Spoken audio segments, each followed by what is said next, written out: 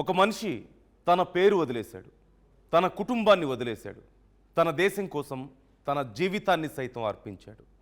కానీ చివరికి అతను చనిపోయింది ఒంటరిగా, ఎలాంటి గుర్తింపు లేకుండా.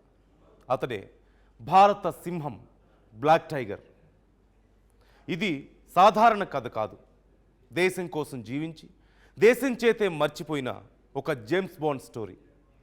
రాజస్థాన్లో జన్మించిన ఒక యువకుడు. దేశభక్తి అతని రక్తంలో ప్రవహించేది. ఒకరోజు ఒక చిన్న నాటకం అతని జీవితాన్ని మార్చేసింది. అతను వేదికపై పాకిస్తానీ సైనికుడిగా నటించాడు. అక్కడే రీసెర్చ్ అండ్ అనాలిసిస్ వింగ్ కళ్ళల్లో పడిపోయాడు. దేశం కోసం ప్రాణం ఇస్తావా అని అడిగారు. అతను ఒక్క క్షణం కూడా ఆలోచించలేదు. ఇస్తాను అన్నాడు. అక్కడి నుంచి అతని జీవితం పూర్తిగా మారిపోయింది. అతని పేరు మార్చబడింది, అతని మతం మార్చబడింది, అతని గుర్తింపు మొత్తం పూర్తిగా చెరిపేశారు. ఇకపై అతను రవీంద్ర కౌశిక్ కాదు, నబీ అహ్మద్ షాకీర్. ఒక భారతీయుడు పాకిస్తానీగా పూర్తిగా మారిపోయిన ఒక చరిత్ర ఇదే. అతను పాకిస్తాన్ వెళ్ళాడు, అక్కడ చదివాడు, అక్కడే జీవించాడు. కేవలం జీవించడం కాదు, శత్రు దేశ సైన్యంలోకి చేరాడు. అది కూడా చిన్న ర్యాంక్ కాదు, పాకిస్తాన్ ఆర్మీలో మేజర్ అయ్యాడు. ఒక్కసారి ఆలోచించండి, మన దేశానికి చెందిన ఒక వ్యక్తి శత్రు దేశంలోకి వెళ్ళి వాళ్ళ సైన్యంలో మేజర్ అవ్వడం అంటే అది సాహసం కాదు, దుస్సాహసం. అది అసాధ్యం అనిపించే అత్యంత డేరింగ్ అండ్ డాషింగ్ లైఫ్. 1979 నుంచి 1983 వరకు అతను పాకిస్తాన్ సైన్యం యొక్క అత్యంత రహస్య సమాచారాన్ని ఇండియాకి పంపాడు. ఆ సమాచారంతో ఇండియా ఎన్నో ప్రమాదాల నుంచి బయటపడింది. అతని సేవలకు గుర్తింపుగా అప్పటి ప్రధాని ఉక్కు మహిళ ఇందిరాగాంధీ అతనికి ఒక పేరిచ్చింది.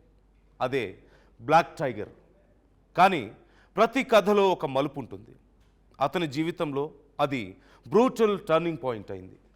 ఇండియా నుంచి పంపిన మరో ఏజెంట్ చేసిన తప్పు అతని ఒరిజినల్ ఐడెంటిటీని బయటపెట్టింది. 1983లో పాకిస్తాన్ అతన్ని అరెస్ట్ చేసింది. అక్కడి నుంచి అతని జీవితంలో నిజమైన నరకం మొదలైంది. క్షణక్షణం టార్చర్ పెట్టారు. జైలు గోడలు, చీకటి గదులు, అసహనమైన హింస, రోజులు, నెలలు, ఏళ్లకు ఏళ్ళు, మొత్తం 16 సంవత్సరాలు అతను అక్కడే అలసిపోయాడు, మగ్గిపోయాడు, చివరికి కరిగిపోయాడు. ఇండియా గవర్నమెంట్ తనకు హెల్ప్ చేయాలని చాలా లెటర్లు రాశాడు. నేను భారతదేశం కోసం పనిచేశాను, దయచేసి నన్ను గుర్తించండి, నా కుటుంబాన్ని చూసుకోండి అంటూ నెత్తుటితో రాసిన లేఖలన్నీ జైలు గదిలో నుంచి కనీసం బయటికొచ్చాయో లేదో కూడా తెలియదు. ఒకవేళ వచ్చినా అవి ఇండియా చేరినా కూడా ఇందిరాగాంధీ వద్దకు వెళ్ళాయో లేదో. వెళ్ళినా ఆమె చూసినా బ్లాక్ టైగర్ను కాపాడితే దేశ పరువు ప్రతిష్టలకే కాకుండా భారత్ రహస్యాలన్నీ లీక్ అవుతాయనే భయంతో అనేక సందిగ్ధాల కారణాల వల్ల ఆమె రవీంద్రను సైడ్ చేసి ఉండొచ్చేమో. ఎందుకంటే ఏ పరిస్థితుల్లోనైనా రా ఏజెంట్ శత్రు దేశాలకు దొరికిపోతే అతడి చావు కూడా సొంత దేశానికి తెలియకుండా మెయింటైన్ చేస్తూ ఉంటారు. అతడు రాసిన లేఖలు గోడలకే వినిపించాయి, జైలు ఊచలకే కన్నీళ్లు తెప్పించాయి.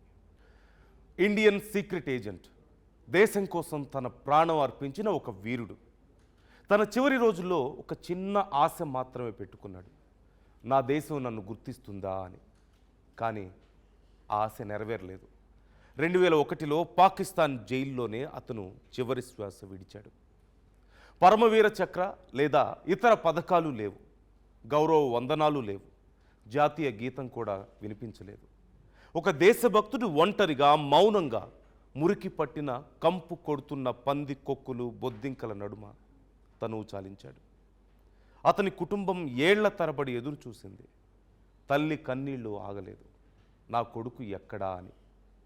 ఇండియా అతను బ్రతికున్నప్పుడు పెద్దగా ఏమీ చేయలేదు, చనిపోయాక అస్సలే పట్టించుకోలేదు. దేశం ఆ జీవితాన్ని తిరిగి ఇవ్వగలుగుతుందా? ఒక జీవితాన్ని తిరిగి ఇవ్వగలుగుతుందా? రవీంద్ర కౌశిక్ ఇది ఒక పేరు కాదు, ఒక త్యాగం, ఒక కథ కాదు, ఒక గాయం, ఒక జీవితం కాదు, ఎన్నో తరాలు.